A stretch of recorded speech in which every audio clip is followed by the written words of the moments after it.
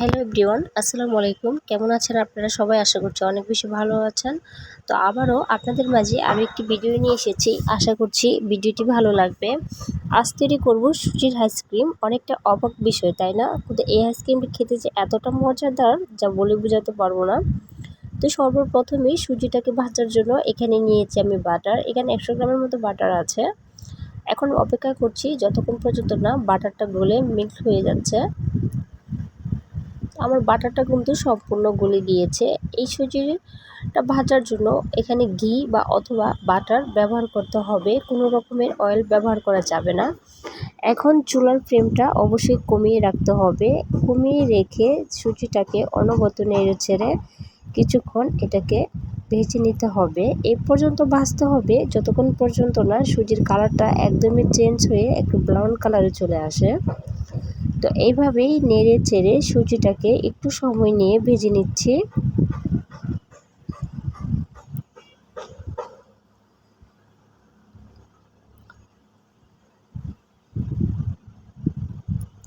তো দেখতেই পাচ্ছেন আমার সুজির কালারটা কিন্তু অনেকটাই চেঞ্জ হয়ে গিয়েছে, অনেকটা কিন্তু কালার চলে এসেছে। তো এটাকে আমি আরও কিছুক্ষণ ভাজবো।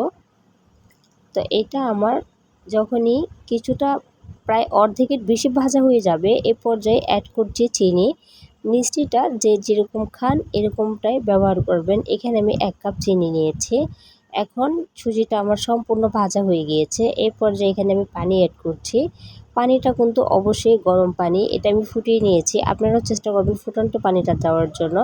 তো এইভাবে পানি দিয়ে সুজিটাকে খুব ভালো করে মিক্স করছি। এখানে টোটাল আমার 4 কাপ পানি লেগেছে। তো এখানে আমি আর পানি দিব না। এখন এটাকে নেড়ে চেড়ে এভাবে কিছুক্ষণ ঢাকনা দিয়ে ঢেকে রেখে দিব, তাহলে কিন্তু সুজিটা সিদ্ধ হয়ে যাচ্ছে।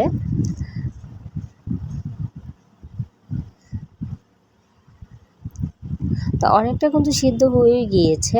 এখন আমি একটু নেড়ে ছেড়ে এভাবে রেখে দিয়েছিলাম 2-3 মিনিটের মতো। এখন সুজিটাও সিদ্ধ হয়ে গিয়েছে আলহামদুলিল্লাহ। এখন এখানে একটু কালারের জন্য আমি ব্যবহার করেছি কফি।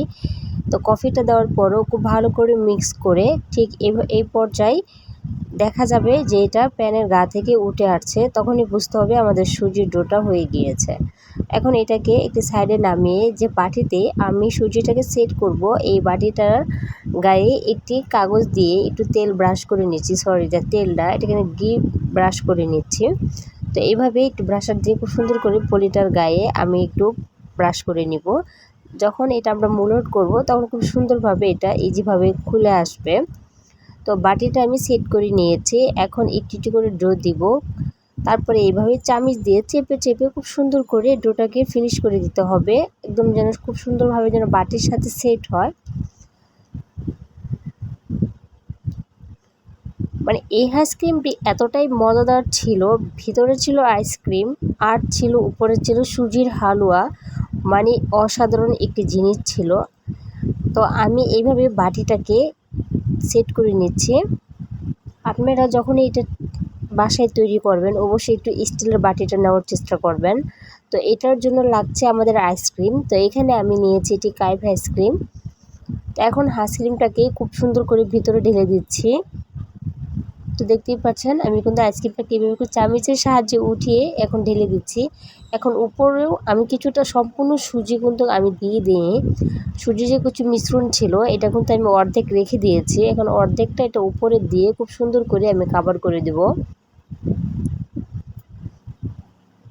এই কাজটি খুব তাড়াতাড়ি করবেন, কারণ আজ দেখতেই পাচ্ছেন আইসক্রিম কিন্তু অনেকটাই গলে গিয়েছিল।